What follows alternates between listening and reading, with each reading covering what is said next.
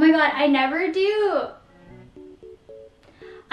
do reading vlogs, so I'm really bad at just talking off the top of my head for books, and I feel like this vlog is going everywhere and not very productive. Hopefully it'll be okay to editing. Hi guys, it's Cloudy. How are you all? Today we're in the lifestyle corner and we're going to be talking about some of my recent reads. I am a really big bookworm. I've always loved reading. The house that I grew up in with my parents is packed full with tons and tons and tons of books, and I wanted to create a corner on my channel to talk about books because I'm usually fangirling over them and I don't know that many people in my life that read regularly. I've been in a little bit of a reading slump and I'm hoping that you guys can leave some suggestions in the comments for some interesting books that I can read to sort of like pick myself up again. There's a lot of stuff going on in my life right now. We're moving houses, I'm going to therapy every week, I'm studying in an online program, I'm doing videos every week trying to get this channel back up again, so life has been kind of up and down, but I'm having a lot of fun.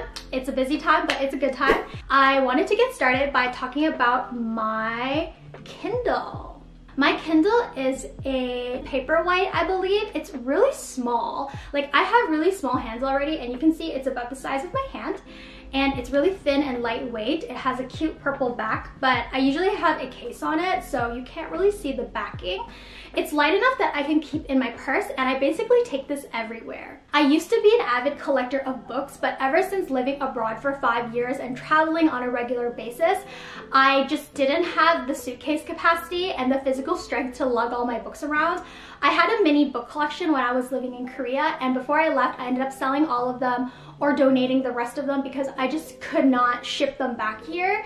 And so most of the books that I read are here now, but I do read physical copies once in a while when it comes to authors that I really, really love. Also when it comes to books that I annotate that I use for studying or as supplementary materials for studying. I will buy physical copies of those so that I can sort of write on them, put stickies in them, highlight, whatever. In this video today, we're going to talk about books that I've been reading. The first book is called The Hobbit, which obviously everyone knows about. And the reason why I got into The Hobbit is because I was flying back and forth between Toronto and LA this year quite a few times, and every time I got on the plane, there weren't always new releases on the plane, but Lord of the Rings was always available. So I ended up watching the whole Lord of the Rings series, and I got really hooked into the lore. I always wanted to read Tolkien's books, but I felt like I wasn't ready to challenge them yet. So I started with The Hobbit because people say it's a pretty easy read. It was made for like kids to read. It has a very children's simple narrative when you're reading through it. And overall, I felt like the movie did a good job in like highlighting the main points in the book, like the really main events in the book. So watching the movie first gave me a general outline of what I was to expect in the book, and the book just filled in a lot of details. I never felt like the movie detracted from the book in the ways that bad movie adaptations might do, but the movies were really, really amazing, and I felt like reading the book helped me add a lot of extra vivid details that we just couldn't fit into like the 2-3 hours of the movie. My goal this year is to get through all of the Lord of the Rings books and also to dive into the lore, but I felt like some of the lore sometimes reads like historical textbooks. There are characters that I'm really interested in from the movies that I'm hoping to learn more about in the books. I don't know if I'm going to be able to hit my goal. We will see if I can keep to that. The second book I've been reading recently is called The Impossible City, and it's a memoir that takes place in Hong Kong. I was really interested in reading it because I have family in Hong Kong, and anytime I see nonfiction or academic material centered around Hong Kong or dissecting the city or its history or its complex colonial roots, I'm always really interested in reading up more about it. It also gives me a really interesting perspective on the city because I don't live there long term. I'm more of like a tourist and visitor, and through this book, I was able to see what it's like to grow up there as a local and to also delve into sort of like social and political issues that are prevalent in Hong Kong in the last few years that have carried over to the present.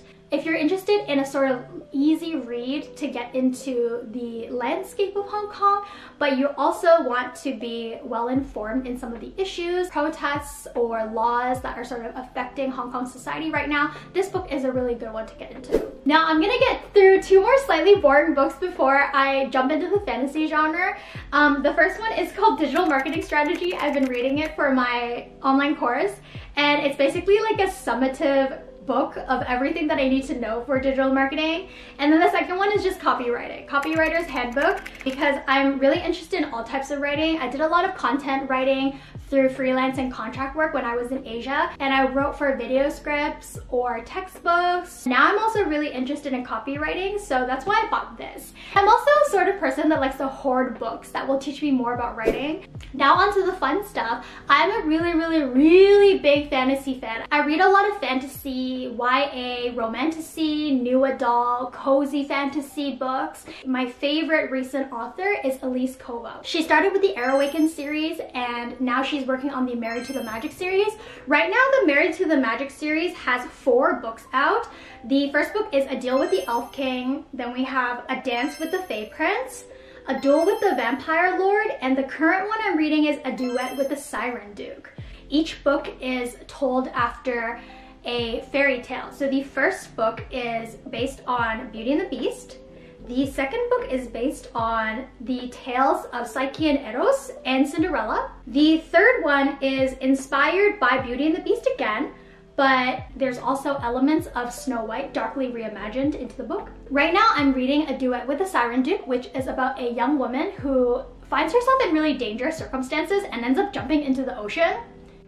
Not spoilers, just, you know, random context. In the ocean, she's like drowning, there's like a storm going on. The Siren Duke saves her and kind of strikes a deal with her. He is gonna come collect her life in like 5 years. From her perspective, she thinks she's gonna die in 5 years, and she has 5 years to get her life in order, pay back her debt, deal with her horrible divorce, make as many memories as she can with her family, and then she thinks she's gonna die in 5 years, which is probably not what happens. I'm really excited for her story, which I've just started reading. And after this one, this year, another book from the Married to the Magic series will be releasing, and it's called A Dawn with the Wolf Knight. It is loosely based off of Little Red Riding Hood. So I'm really excited for that. So anyways, I hope you guys enjoyed this informal and new lifestyle corner about books. I don't talk about books very often, so I feel like I don't really know what I'm talking about. I mainly just wanted to share with you guys what I'm reading recently, and also hear from you guys what you guys might be reading. And if you guys don't read very often, maybe you can tell me why. Or if you do read all the time, maybe you can also leave a comment about tips on what to do when you're in a reading slump like me.